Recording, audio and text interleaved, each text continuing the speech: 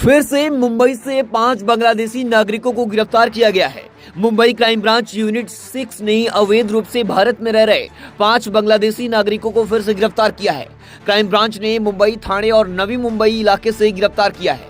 Mumbai crime branch ने कुल अब तक 9 बांग्लादेशी नागरिकों को गिरफ्तार किया है। क्राइम ब्रांच यूनिट 6 की टीम के अधिकारियों ने गोपनीय सूचना के आधार पर कार्रवाई की और क्राइम ब्रांच के डीसीपी राज तिलक रोशन ने बताया कि अवैध तरीके से रह रहे बांग्लादेशी नागरिकों का मकसद था कि भारत से बांग्लादेश अवैध तरीके से पैसा भेजा जाए। जहाँ से ये भी पता चला है कि आरोपियों ने नकली आधार कार्ड बनाए हैं और फर्जी डॉक्यूमेंट के आधार बैंक में बैंक अकाउंट खोले हैं। पुलिस ने गिरफ्तार सभी को कोर्ट में पेश किया, जहाँ कोर्ट ने 16 दिसंबर तक पुलिस कस्टडी में भेज दिया है। यूनिट 6 ने अवैध बांग्लादेशी नागरिकों के विरुद्ध कार्रवाई की है।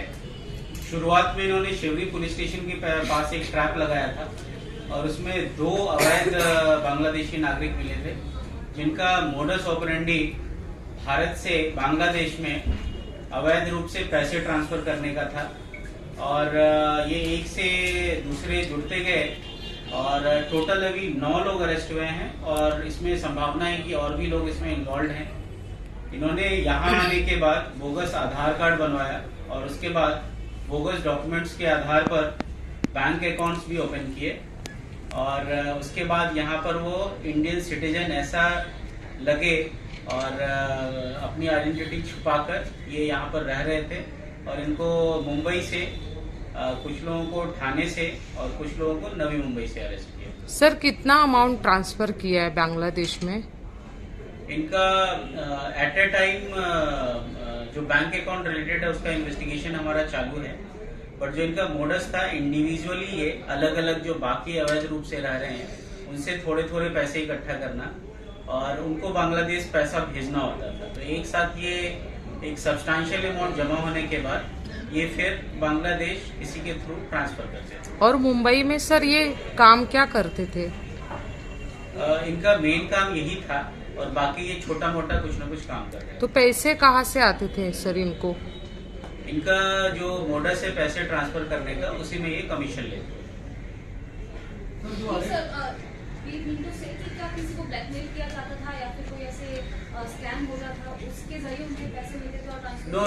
They were transferring money from India to Bangladesh for the needy people of Bangladesh who were coming for some work in India through proper channel. Suppose they needed more money or other people. Second part was other people who were from Bangladesh and who were living illegally in India and they had to send money back to Bangladesh.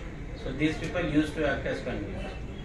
नागरिक बन के यहाँ पे काम कमा के फिर वो भेजते दूसरों को जिसको पैसा भेजना रहता था वो भेजते थे और उसमें वो कमीशन। मतलब इंडियन करके वो रहते थे मुंबई में।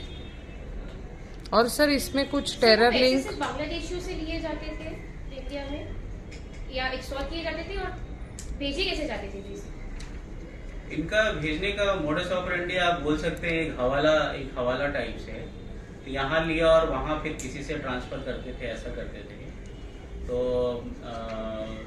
जो एक मनी ट्रेल का एंगल है वो भी आगे इन्वेस्टिगेशन का पार्ट है, बट जो चैनल इनका था कि थ्रू ह्यूमंस जो इधर से उधर इलीगल जा रहे हैं या उधर से आ रहे हैं, ये चैनल वो यूज करते हैं। सर ये किसी हवाला के बड़े रैकेट से जुड़े हुए हैं? ये हमारे इन्वेस्टिगेशन का पार्ट है अभी, बट एज ऑफ नाउ क्या कर रहे थे, छोटे छोटे अमाउंट लेके कई सारे लोगों से, सब्सटैंशियल जब होता था तो किसी के थ्रू वहां पर ट्रांसफर करते थे और अकॉर्डिंगली यहाँ पे कोई आया उसको ट्रांसफर करते थे। सर कितना पैसा बांग्लादेश में भेजा बहुत सारे लोगों का तो लैक्स में बोल सकते हैं, लैक्स में इन्होंने किया है। एग्जैक्ट अमाउंट में अभी आपको नहीं बता सकते।